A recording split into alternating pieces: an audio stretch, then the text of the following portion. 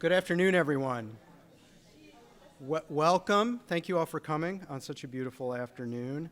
I'm Scott Urbis, Curator of Decorative Arts and Design here at the Speed. And before we begin, I'd ask that we all make sure that we've turned our phones down, off, in Amber's honor. So today is the 11th iteration of the Adele and Leonard Leight series, Art, Design, and Innovation. And this was a program started in 2014 through the generosity of Jenna, Jonathan, and Peter Leight, Adele and Leonard's children, in honor of their parents, who were legendary collectors, were great supporters of the Speed and of the arts here in Louisville, and I know for many of us in this room, great friends and inspirations as well. And I should say, too, Jenna and Jonathan are with us today, and as a teaser ahead of the main event, Jenna, Jonathan, and Peter have also established a new artist-centered endeavor in honor of their parents. So look for an announcement around that coming up yet this week. If you're a Speed member, it'll pop up in your email. Otherwise, just watch our social media channels in the next few days. So this year, we're fortunate to have as our visiting artist, Amber Cowan. And as we'll see, Amber takes a very unique approach to her practice, beginning with recycled, upcycled, and second life historic American pressed glass, which requires, as you can kind of tell from this image, a very adventuresome spirit to search out these materials: scrap glass, glass objects, materials from defunct glass houses, flea markets, people actually mailing her random things, which is a little scary and odd in its own way. But from this material, Amber creates really brilliant new work that, at least for me, still has this resonance of history and of memory, whether those are real and imagined memories that emanate out of the raw materials she works with. Among Amber's many honors, she was recipient of the Corning Museum of Glass's very prestigious Rakow Commission in 2014. Her work is represented in numerous museums, including New York's Museum of Art and Design, the Toledo Museum of Art, and thanks to Leonard and Adele here at the Speed. And you can experience Amber's 2015 work, Spring Mint, on the second floor above us. So I would encourage you all to take a look at that before you go. So with that, please join me in welcoming Amber both to Louisville and to the museum.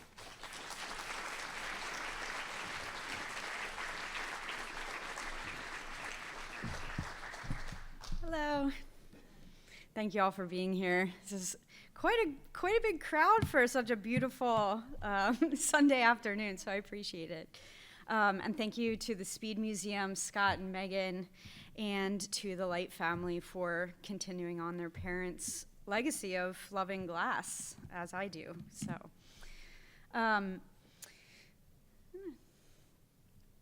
I have always loved glass ever since I was a little girl, and I was always had been lucky enough to find a pursuit when I was little and just continuing it till this day. The beginning was I had found these pink elephant swizzle sticks in my parents' basement cabinet, and it was just forever a love of glass since then. I was about 7 or 8 years old. I went to undergrad in Salisbury University on the Eastern Shore of Maryland and have my degree in glass and three-dimensional design. It was a very nascent program at the time. I believe I might have been even the first woman to graduate that program with a degree in glass. It has since grown. And after school, I moved to New York City and worked for a lot of different artists, including this woman named Michiko Sakano, who taught me a lot about being a businesswoman and a professional in the industry. So I also learned a lot of my technical, the way I work and my techniques from a number of different artists that I have to acknowledge, including Paul Stankard, whose work is there on the left. You guys might have recognized his work, and the Venetian maestro Lucio Babacco, as well as another Venetian maestro Gianni Toso. So my technical way I make glass is from a Venetian kind of tradition. I moved to Philadelphia. I'm originally from York, Pennsylvania, so I moved back to Philadelphia and went to grad school at Tyler School of Art, Temple University's art school. And I still actually teach in the glass program there today. So I moved back to Philadelphia in 2009 and started creating the work that I'm kind of known for to this day. It was during grad school that I kind of found my style, but I was quite simply running out of money to buy materials. This is one of the first pieces I made where it really looked like my style, but this is all Venetian factory-produced cane, raw material. It was around that time that I found this barrel of broken glass behind the furnaces at Tyler. It was probably put there, 20 years before by John Clark, who was the head of the department. And it was a beautiful shade of pink. It was about 100 pounds. It was free. So I said, I'm just going to use this stuff. What I found out when I dumped out the barrel, it was a whole barrel of these broken Easter candy dishes that look like this. But technically, when I was melting it, it was really melting beautifully, and it was very similar to the glass that I was working with. But it was free, and it was there, and it was beautiful. So I adapted my style to this material and made one of my first pieces combining my this recycled material and my current style. So in here you can kind of see some of the rabbits and chickens and things like that.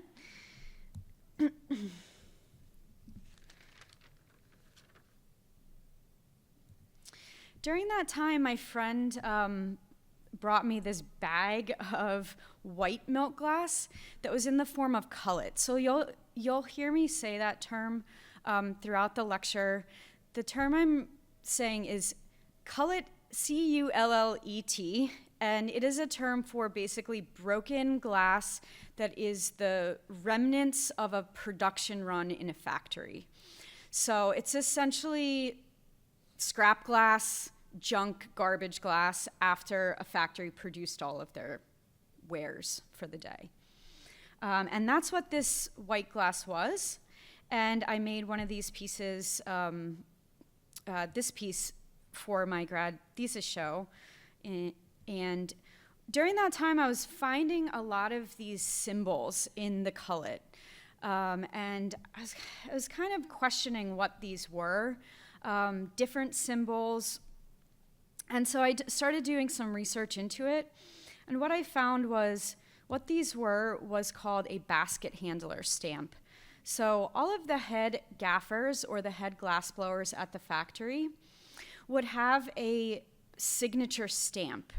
So, for example, Jim Ralston's stamp from 92 to 05, I would be finding in this raw material, and I could essentially start dating the glass that I was using that way. I'm gonna have a little video so that you can understand what I mean by the handler stamp.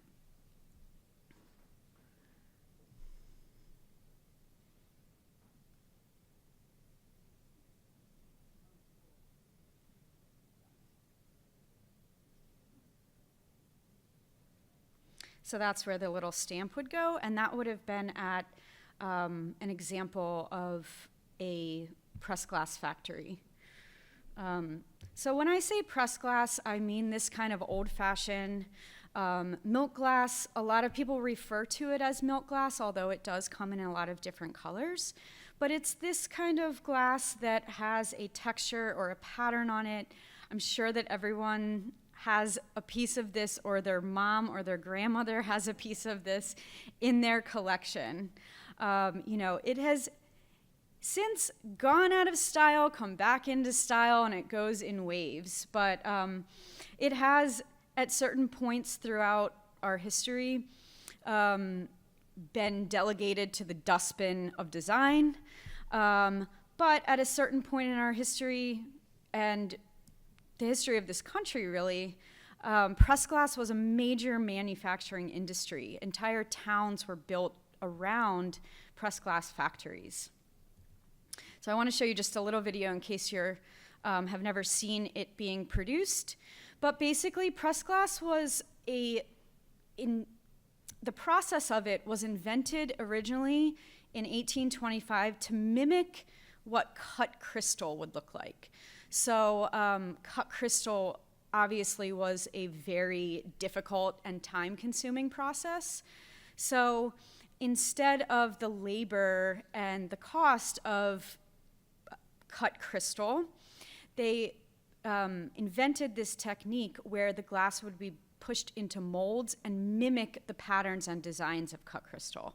And then it kind of evolved from there into a lot of different patterns and things like that. So the glass would basically be cut into a iron mold of different sizes and then get pushed with a plunger into what's called a side lever press. So a big press where the glass was pushed, and then it would pop out.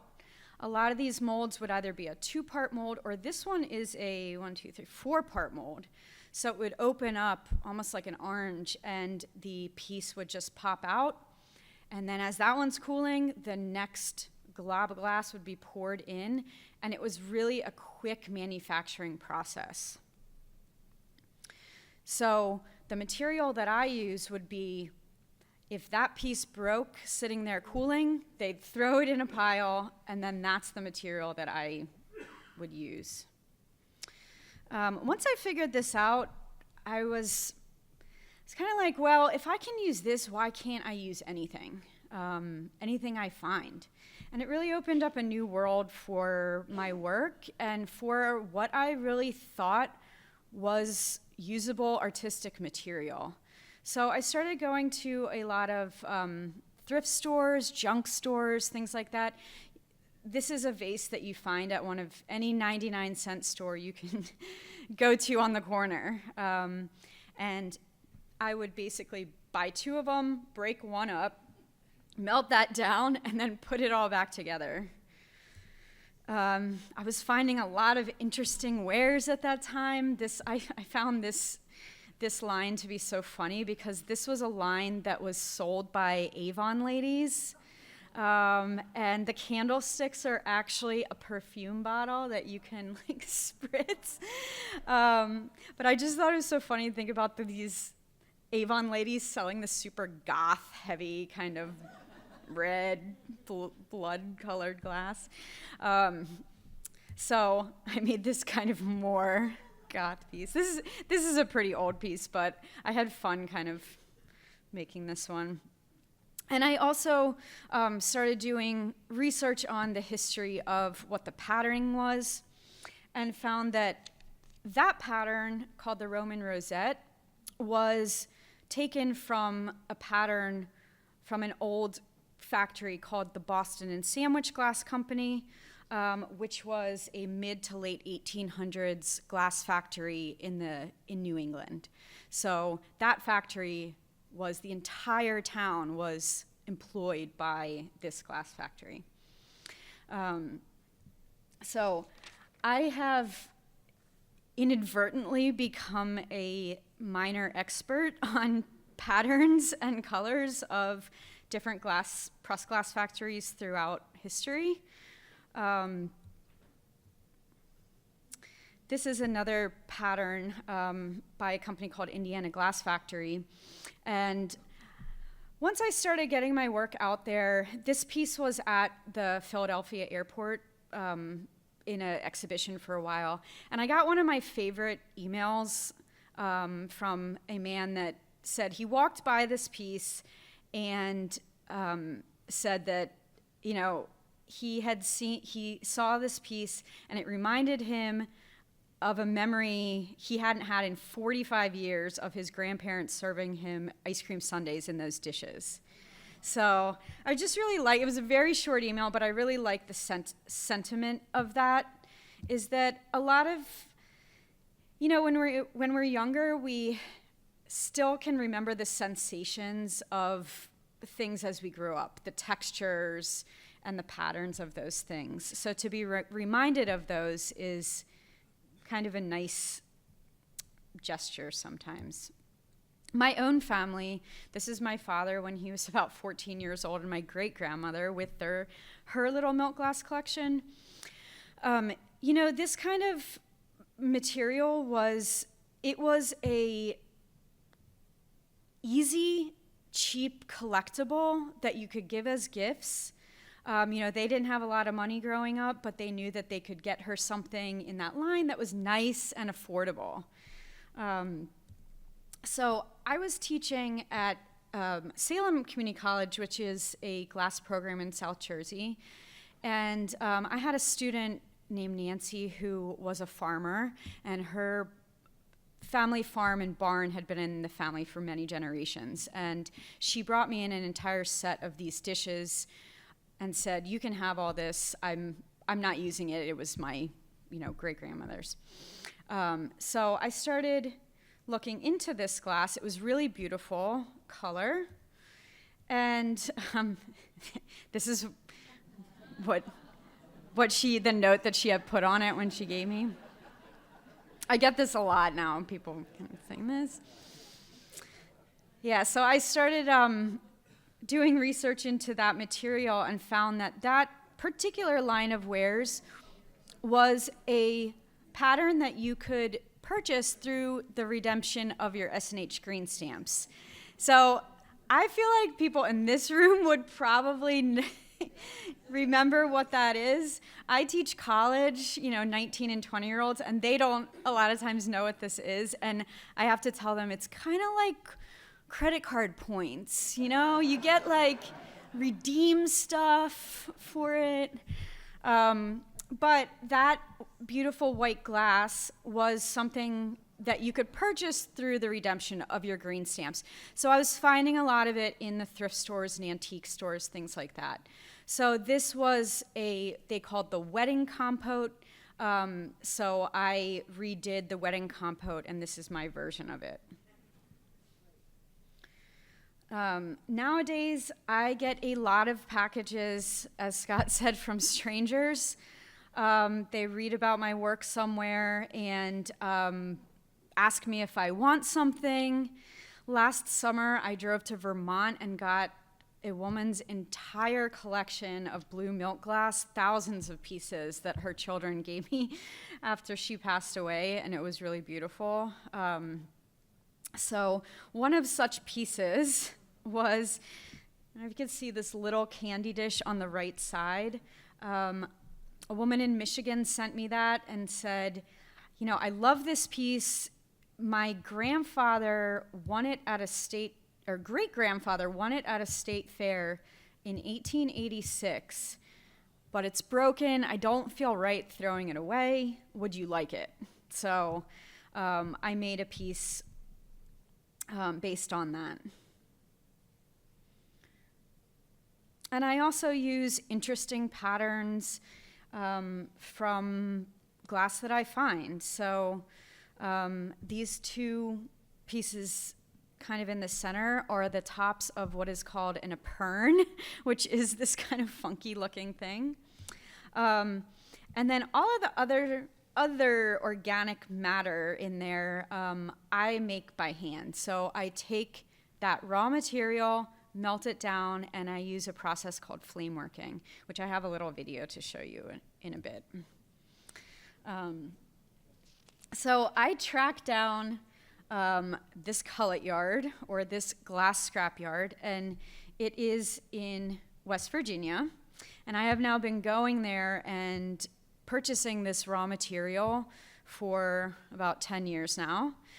This pile does not exist anymore. It has slowly been dwindling down. It was mainly supplied by different glass factories in West Virginia and Ohio, which were very popular manufacturing sites for pressed glass factories at that time. None of them exist anymore, so almost all the colors that I use are essentially dead stock colors. They aren't going to be produced anymore, and The recipes most likely are kind of gone forever. At the factory, the color chemist was generally the most revered person at the factory because it was very difficult to get the exact chemistry right to make these different kinds of colors. This was what their red pile looked like. Oh, here's a video of me. This is kind of, this is what I do. Yeah, my pile. I also collect these really beautiful glass crystals that are kind of a conglomeration between multiple furnaces when they unload a furnace. I don't know what I'm ever gonna do with these. I'm hauling around hundreds of pounds of these crystals. One day I'll use them, but for now they're just, I call them my Cullet crystal collection. So I also, when I started using this material, was doing research on what this was, when was it used, and what I found is at the beginning of the studio glass movement, there wasn't really the clean, clear melt, beautiful glass that we have now, that most studios use in an artistic glassblowing setting. So nowadays you go into a glassblowing studio and the glass in the furnace is clear and beautiful, and each artist adds their own color. Back in the 60s when the studio glass movement started, that just didn't exist. So they were actually using material from this cullet yard and from the press glass factories for a while until that was invented and essentially abandoned. They were also using glass that was from a fiberglass manufacturer in Ohio. So that's why when you see a lot, what these pieces are is some of the original pieces produced at the 1962 Toledo Glass Workshop, which was essentially known as the birthplace of the studio glass movement. So they just didn't have the kind of nice glass that we had now, and they were using this glass from the cullet yard that I go to.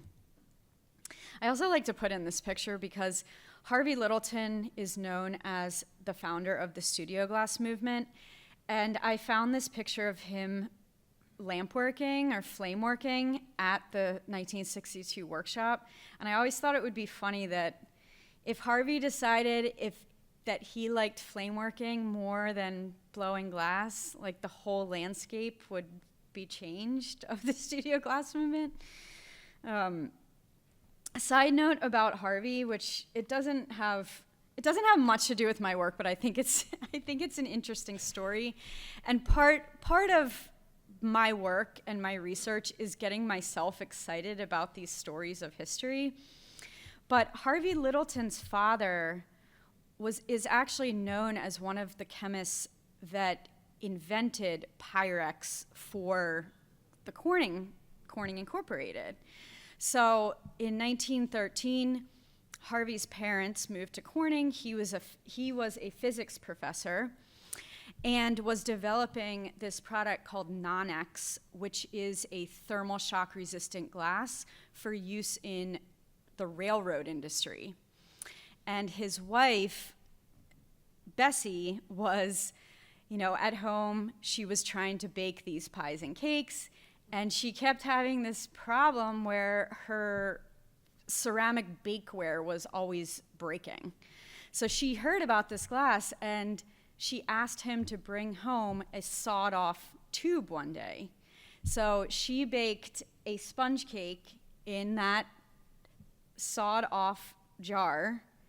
It didn't crack, and that was essentially the birth of Pyrex. Pi plus non-X is Pyrex. So Jesse Littleton, or his father, oftentimes gets the credit, but it was really Bessie's idea. So, so this was my helper for a while. Delbert has since passed away, but this is basically what I do. I go to the yard, I pick out my colors. This is my friend Sarah picking out this color called chocolate. I put it in these barrels or buckets, and I bring it back to my studio in Philadelphia. I clean it because a lot of it's really dirty. And then I flame work each piece individually. So here's a little video of me flame working so you can get a better idea of how I do this.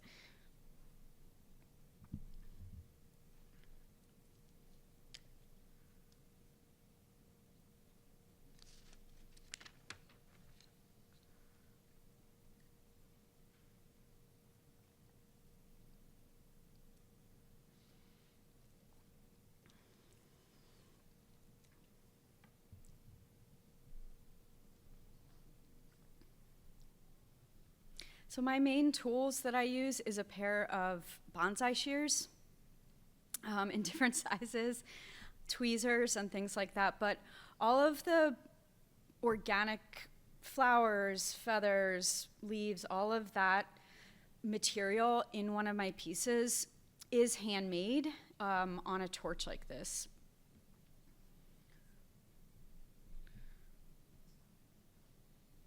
So what I do is take back that material, start flame working it, and then I start doing research on what was originally produced in that color. And I do deep dives on eBay, different historical glass websites. I look at different collectors' websites, things like that, niche Facebook groups, which are always very interesting. And I start building kind of a story around the piece. So this was that chocolate that you saw in that raw form, flame worked, and then using a hen and that kind of shell argonaut dish is an antique. So it's essentially a collage of found. I don't love the term found glass because it's not. I don't just find it. I search it out. And it's gotten more and more as I've gone along that I'm searching for like one piece that now I find that it's really rare, and so it's definitely not a stumble upon it for the most part.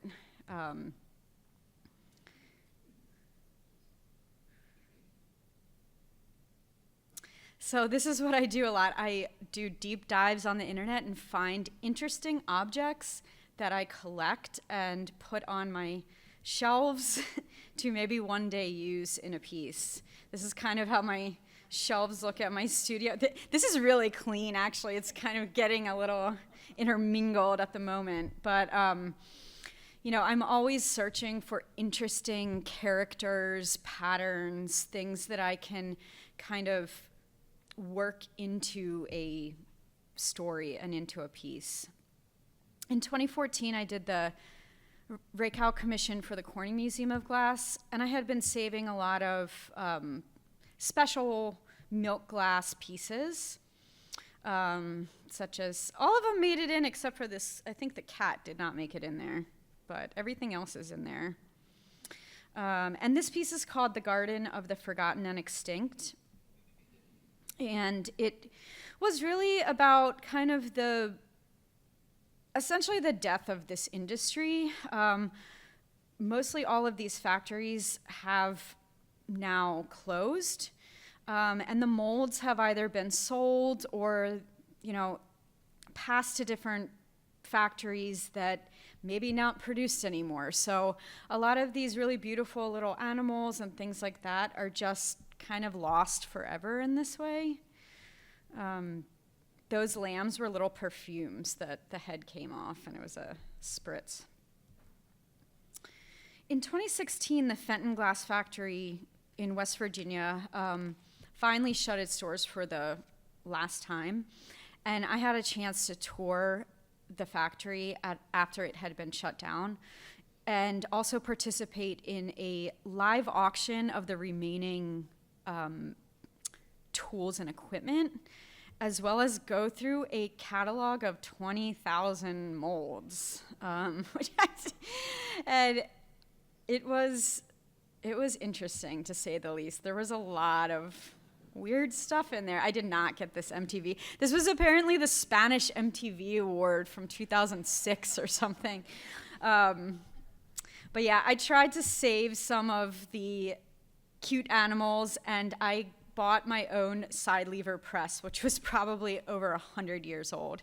And I keep this now at Tyler, and I use it with my students. That's my mold, or my press.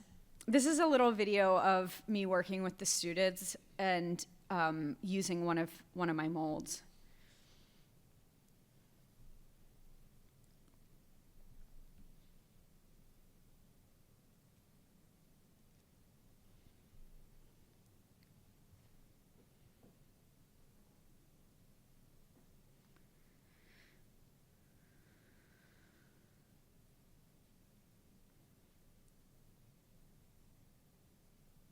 Some of the molds are, really big and heavy, but this is a nice one to use with the students because it's kind of just a one-part little easy, and it makes this cute little shell.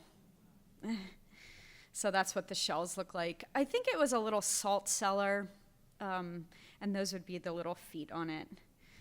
I also saved this really beautiful snail mold.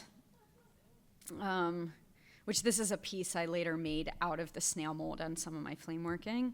And I also saved this this beautiful fan mold, which was never actually originally made in the jadeite. This is what it had looked like. But I have basically commissioned the one last remaining pressed glass factory in the country called Mosser Glass, and they are producing some of these objects for me now. Mosser is in Ohio, southern Ohio, and they're one of the only factories in the country remaining that still produces this way and creates the old-fashioned looking colors. So they reproduced these fans for me, and so this is a lot of different objects. The darker green round pieces at the top are from candy dish lids from the 1930s. The shell part is a old Fire King soap dish. The swans are actually newly reproduced from an old mold as well. So a lot of times even, my friends that are glass blowers, and it's almost like a hide and seek of what I made and what I find in my work, and I try to, as best I can, have it blend smoothly. There's also, down in the bottom, there is a bag of jadeite marbles in there that I used.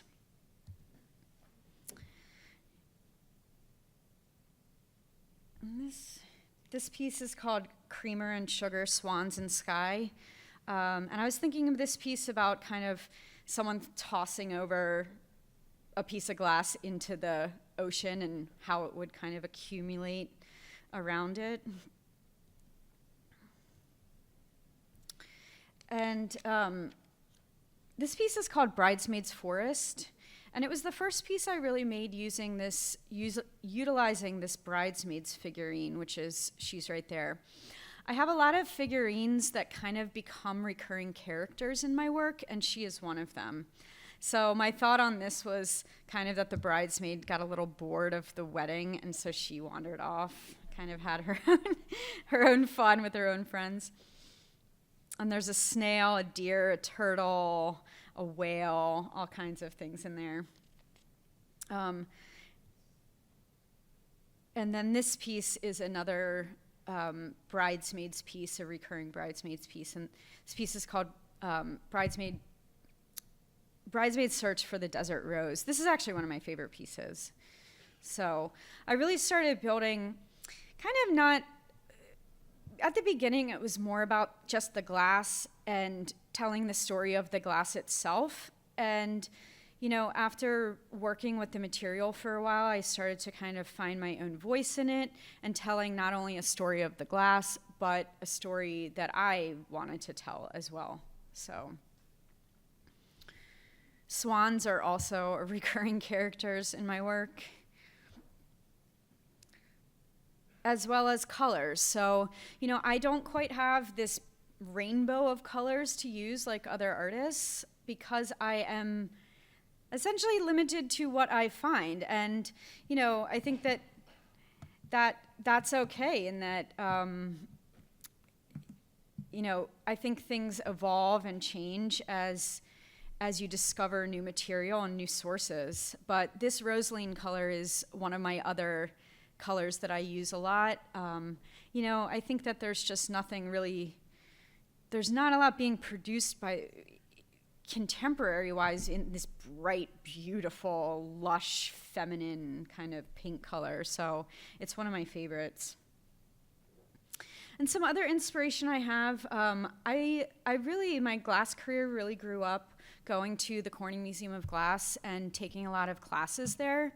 And so I have a couple favorite pieces in that museum, one of which is this mechanical theater from the 1800s, and then also this piece of Diana and Actaeon. This piece is about this big, but this piece was made in the 1600s, and the story was Actaeon was a hunter and came upon Diana bathing with her nymphs in the woods, and she got very angry and turned him into a deer, and his own hunting dogs attacked him. So, but I love how much, there's so much expression in her face. Like, you can tell she's really mad, even though it's this big. And then some other, I really love, you know, female surrealist painters. So some of my other favorite work are the painters Agnes Pelton, Gertrude Abercrombie, and Hilma A.F. Klint. So I really like their use of surrealism, shapes, feminine figures, mysticism, kind of that, in that vein.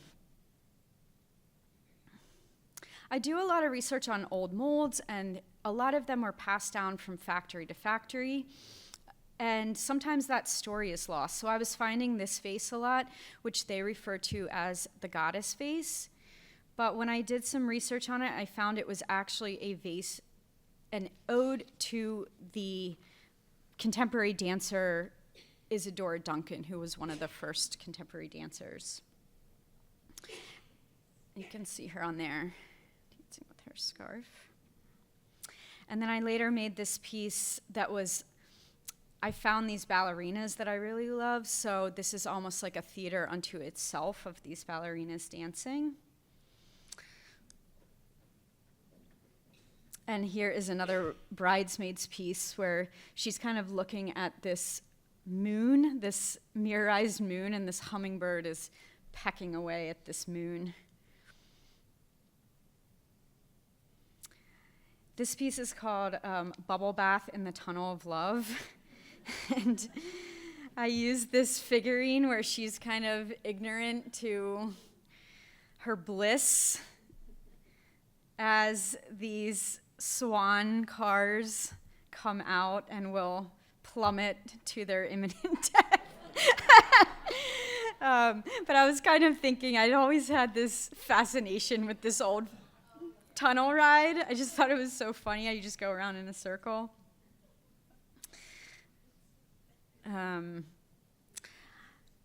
2020, I was commissioned to do a little project for the fashion company Maison Margiela, and they had me watch a new, it was, you know, COVID at the time, and they weren't having fashion shows, so they did a movie.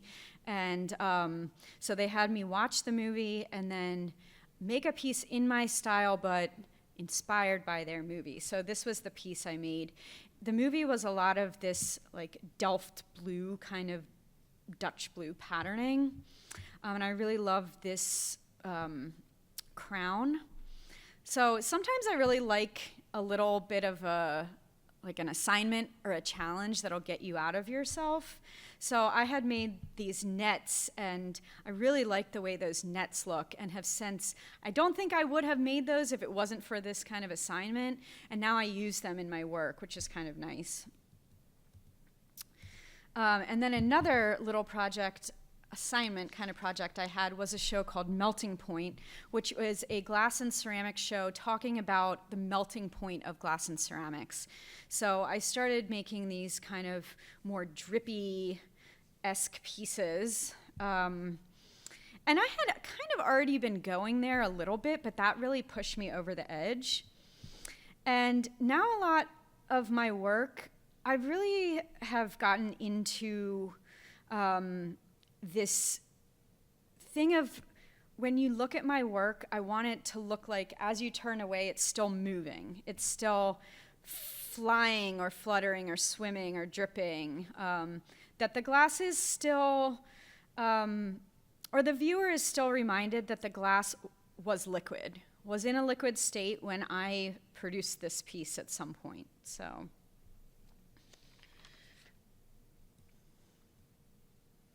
This is another dripping cherries. I did a show and a commission for the Brunier Art Museum in 2021, and I had been fascinated for a while with this particular vase. She is generally referred to as the Flying Lady vase. But after looking at a lot of antique and pressed glass, I find that this piece is actually probably one of the hardest to ever have been produced. It is a really large bowl. She has a lot of details in her hands, in her hair, undercuts, and then the foot was blown. So it was just a really, really beautiful piece. And I found the story that this piece was produced in the 1930s at a factory called the Cambridge Glass Factory in Ohio. And what I found that the workers at the factory really loved this compote, but in the 30s it was a little bit risque. So they named it the Flying Lady vase because at that time there was a circus that came through town, and there was apparently a trapeze artist that they were all kind of fascinated with. So she was nicknamed the Flying Lady vase, but apparently when the in-laws or the pastor came over, they would hide her in the basement. Poor lady. But I made a piece based on her and also the story of the sirens. This was some original advertising for that line. So this was, the color was called Crown Tuscan, that kind of beautiful shell color. And this is the piece that I created for them, where I was kind of thinking of it as the siren story, but instead of the sirens calling the sailors to their death on the rocky shore, that they were actually, she was a ship lost at sea, and they were calling her home. So it's kind of like, it's kind of like this call and response from the women on shore to her. And you know, then I travel through time with my work. This piece is more in the mid-century modern vein, and really highlighting this orange glass called Bittersweet Orange by a company called L.E. Smith. Very collectible, and I actually really love just, this is my favorite, oh, it's a little dark, but this is my kind of favorite color scheme of work and clothing to wear, is bright red and orange and yellow. It's another piece, and this sky color is, when you saw my buddy Delbert on that mountain of glass, this was the color that that I changed it into. This piece is called Penn and Saget Swimming in Sky. So a parent and a child swan. swimming in sky. So I use the title of the colors that I'm using a lot in the title of my work. And another censorship issue is that I had a show at the Museum of American Glass at Wheaton Arts in Southern Jersey, and I really loved this vase and was doing research on her. And what I had found was that this was a vase by the McKee Glass Company, produced in the 1930s, and there was some controversy, got up in arms about her, and eventually changed it to this version with the dress, which I don't think is as nice at all. But around the time I was making this, the Michelangelo controversy was going on again in Florence, and I'm like, haven't we done this? Do we really need to do this again? And this is another piece called Willie the Mouse with Tractor and Train. So the cool thing about the Museum of American Glass at Wheaton is that they have a massive collection of press glass, and we got to put a lot of it in the same showcase as my pieces.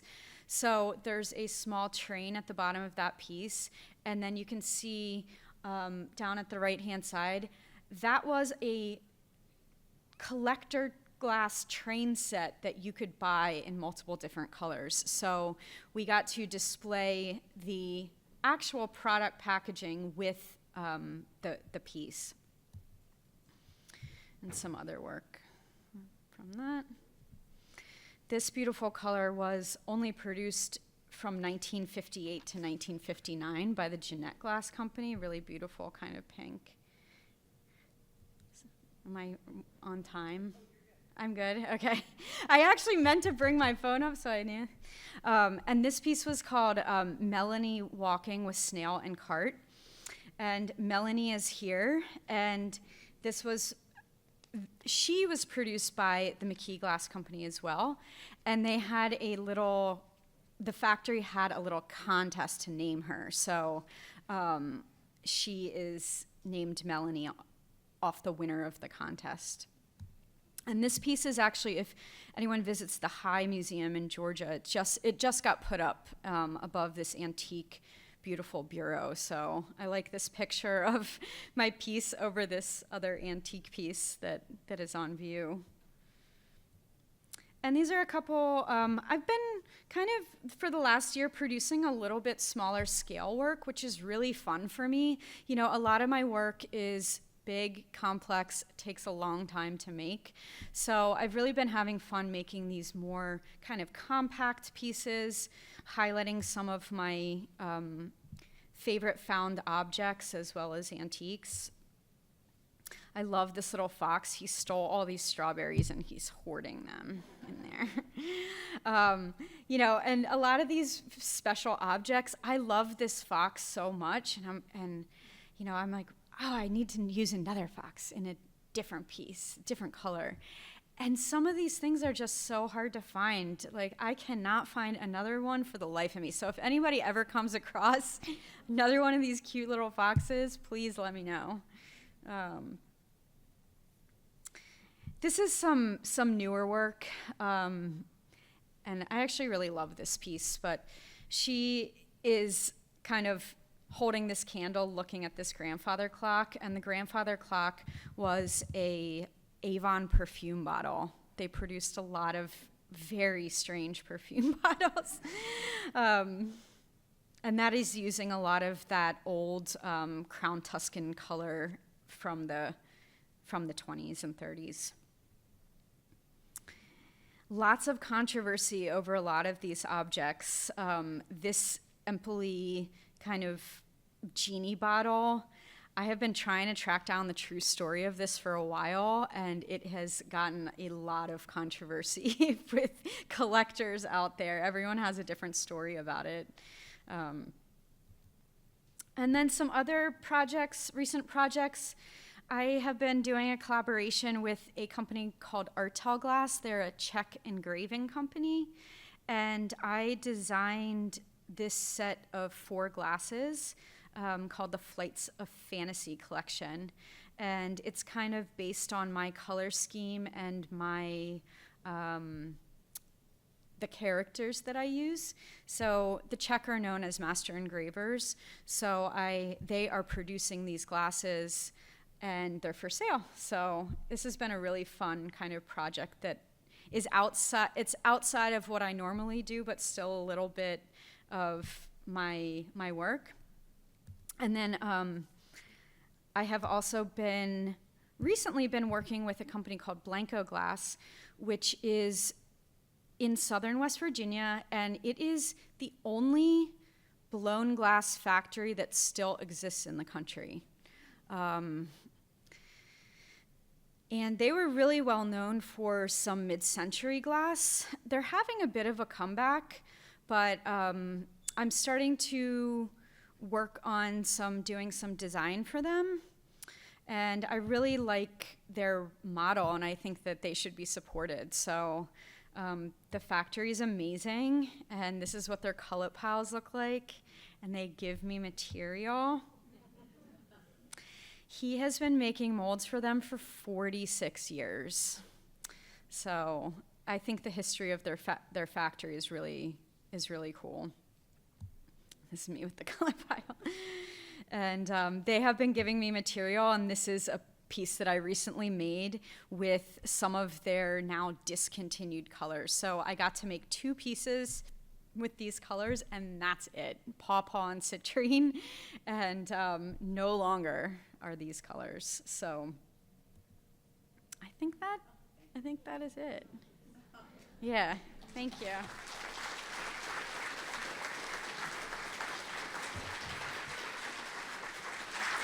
Thank you, Amber. We do have a few minutes for questions. I wanted to start out with one. When you're working on your larger pieces, are you always working on one from start to finish or multiple pieces at a time? I always work on a lot of things at once. Most of my day is spent repetitive flame working, like you saw in the video.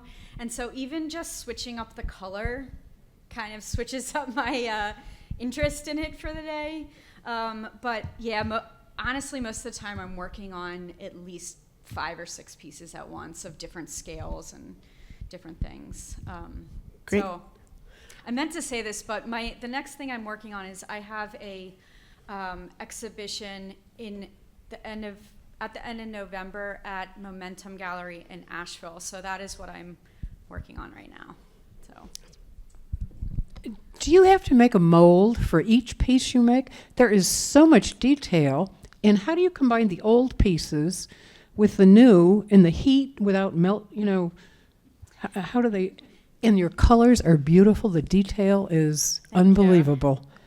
Yeah, all of the organic stuff that you see, I hand make all of that. So just like you saw in the video of me making, I call those feathers with all the cuts, but I don't really use molds for any of it. I hand sculpt it with different tools. I have kind of little presses to get some patterning. Like if there's a striped patterning, I use a little tiny metal press to oftentimes get the patterning, but it's not stamped into a mold. It's all handmade. How do you combine the old and the new glass? Well, a lot of it is the same, it was produced by the same factory. So a lot of it's not necessarily combined hot. It's almost like if you think of putting together my work, it's almost like flower arranging. So I will make, kind of place my focal point objects. So if there's a vase in it, I'll place that first and then start building the composition around that.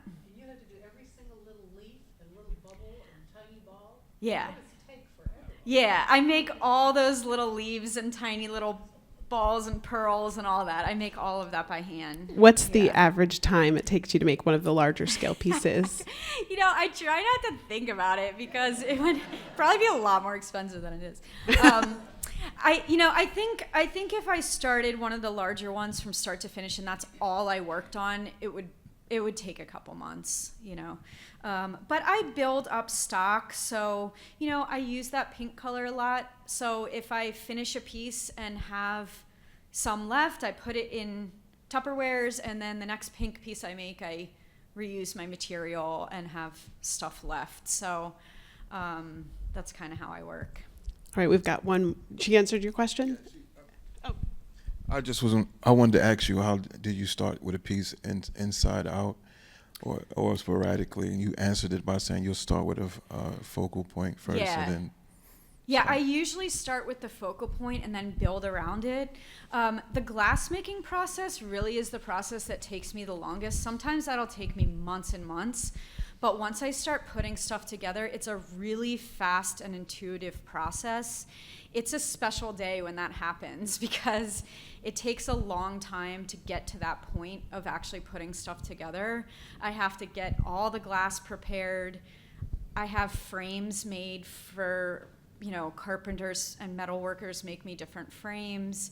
So the day when it's all ready to be put together is that's my special time. And it usually comes together actually pretty quick.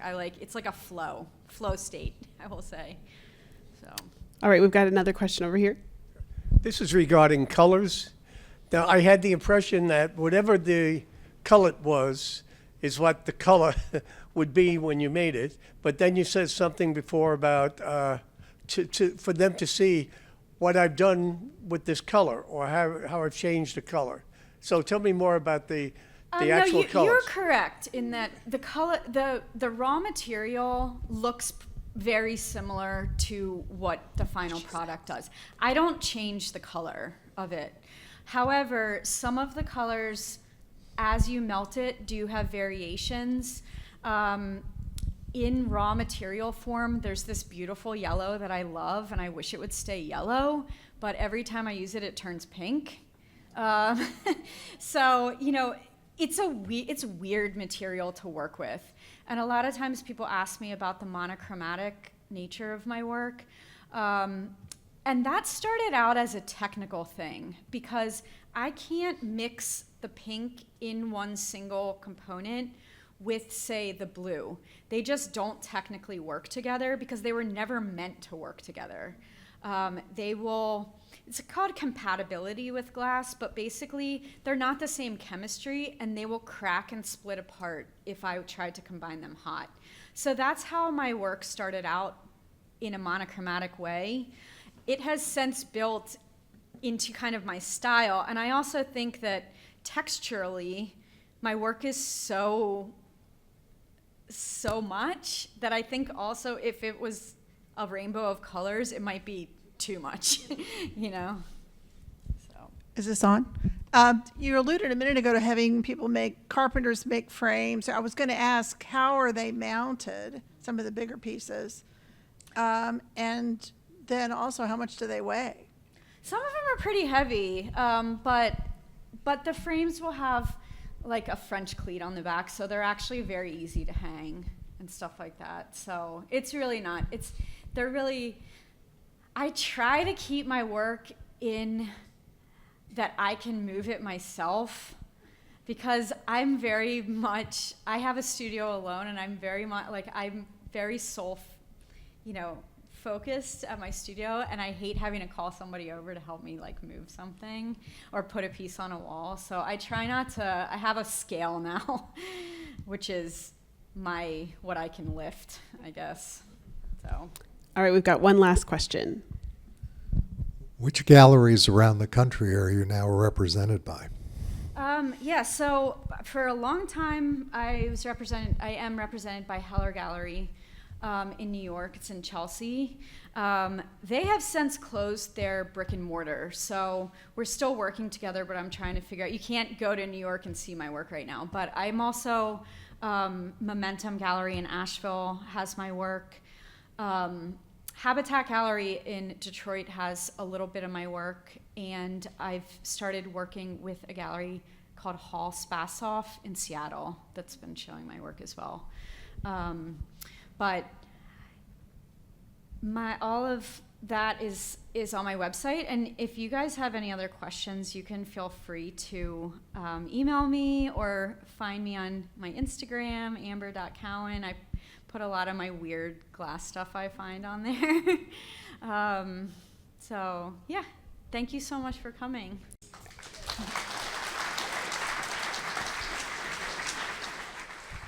And like Scott mentioned, Amber's piece is on display on the second floor in the Leight collection. So please take a moment to go see that.